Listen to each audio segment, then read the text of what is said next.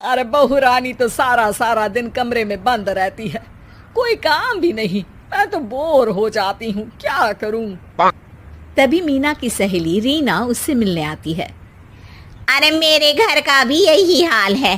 बेटा ऑफिस और बहू कमरे में बंद, समय काटे नहीं कटता।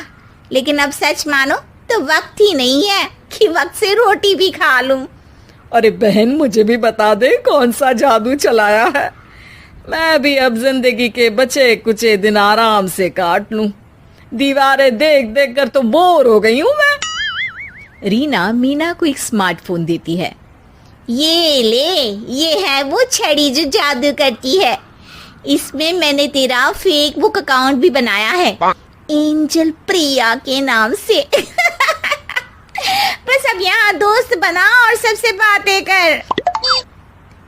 सास को पहले तो उतना समझ नहीं आता है, लेकिन धीरे धीरे वो उसकी आदत डाल लेती है।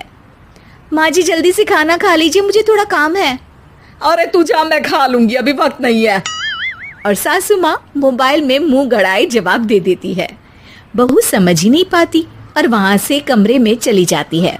अचानक सास को किसी प्यारी पिंकी की फ्रेंड रिक्वेस्ट आती है। अरे वाह, ये तो कोई प्यारी सी लड़की लगती है, बात करती हूँ। सास फ्रेंड रिक्वेस्ट अपनाकर बात करने लगती है। अब क्या था, सास सारा दिन उस सहेली से बात करती, अपनी कहती, उसकी सुनती। एक दिन सास फोन पर ही सर गड़ाए। अरे बहू, जरा मंदिर के लिए थाली सजा दे, आज कीर्तन है। बहू फोन पर किसी को मैसेज टाइप करते कहती है। माँ जी क्या है, अब मुझे क्या पता कि आपको कौन कौन से भगवान की पूजा करनी होती है। तभी सास के पास कोई मैसेज आता है। अच्छा अच्छा ठीक है, रहने दे, मैं ही कर लूंगी। अब मैंने मना थोड़ी ना किया है, कर देती हूँ मैं। अब मैंने भी बोला ना कि थोड़ी देर में बात करती हूँ, तो मैं ही कर लेती हूँ, तू जा अपने कमरे में। बहू वहां से चली जाती है। सास मंदिर पहुंचती है और मंदिर की सीढ़ियों पर बैठकर सास फोन पर लिखती है। अरे मेरी बहू सारा दिन अपने कमरे में बैठी रहती है। वहां से रिप्लाई आता है। मैं आपकी बहू को तो जानती नहीं हूँ, लेकिन हाँ एक बात है, हो सकता है आपने उसे ताने दिए होंगे या फिर उसका दिल दुखाया होगा। ऐसा करने पर बहुओं का मन ससुराल से हट जाता है। याद रखिए, बहू और बेटी में फर्क होता है। सास घर जाती है और बहू से बड़े ही प्यार से बात करती है, उसके लिए खाना बनाती है, उसे गिफ्ट में साड़ी भी देती है। जिसके बाद अगले दिन, माँ जी चलिए, आज मैं भी आपके साथ मंदिर चलती हूँ। आते वक्त भोले भैया के गोलगप्पे खा कर आएंगे। अरे हाँ बहू, ये तो अच्छा है, चलो। सास मन में सोचती है कि उसकी फेक बुक वाली दोस्त कितनी अच्छी है। उसके समझाने से उसे उसकी बहू वापस मिल गई। वो बहू को अपनी दोस्त के बारे में बताने का सोचती है, लेकिन फिर चुप हो जाती है। बहू फोन पर टाइप करती है। मेरी सास मुझे नौकरानी समझती है, एक गिलास पानी तक खुद नहीं लेती। मन तो करता है कि बोल दूं, मैं बहू हूँ, कोई नौकरानी नहीं। वहां से रिप्लाई आता है। देखो, तुम्हारी सास को तो मैं भी नहीं जानती, लेकिन वो बुजुर्ग होंगी। पूरा जीवन उन्होंने घर गृहस्थी चूल्हा चौका में निकाल दिया। और फिर तुम ये भी मत भूलो कि जिस पति पर तुमको इतना गर्व है, उसे भी शिक्षा उन्होंने ही दी है। तो जिसने तुम्हें इतना दिया, क्या तुम उनकी थोड़ी सी सेवा नहीं कर सकती?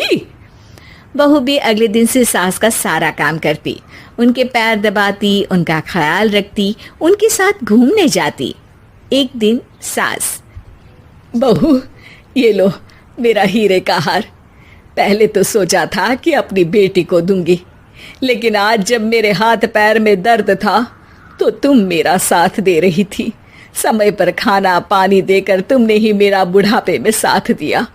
उसके हिस्से का बहुत कुछ मैं उसे दे चुकी हूँ, लेकिन ये अब तेरा। बहू तो ये देखकर खुशी से उछली जाती है। वो सास को गले लगाकर कहती है। माँ जी, आज सच में बहुत अच्छी है। भला हो उस एंजल प्रिया का, जिसने मुझे आपसे वापस मिलवा दिया, वरना मैं तो हमेशा आपको गलत ही समझती। मैं तो सोचती थी काश वो एंजल प्रिया मेरी सास होती। क्या नाम लिया बहू? एंजल प्रिया तेरी फेक बुक फ्रेंड है? हाँ माँ जी, वो बहुत अच्छी है। उन्होंने ही मुझे बताया कि सास की कीमत क्या होती है। अरे बहू, कहीं तू प्यारी पिंकी तो नहीं? जी माँ जी, मैं ही हूँ प्यारी पिंकी। क्यों? सास बहू को गले लगाकर कहती है।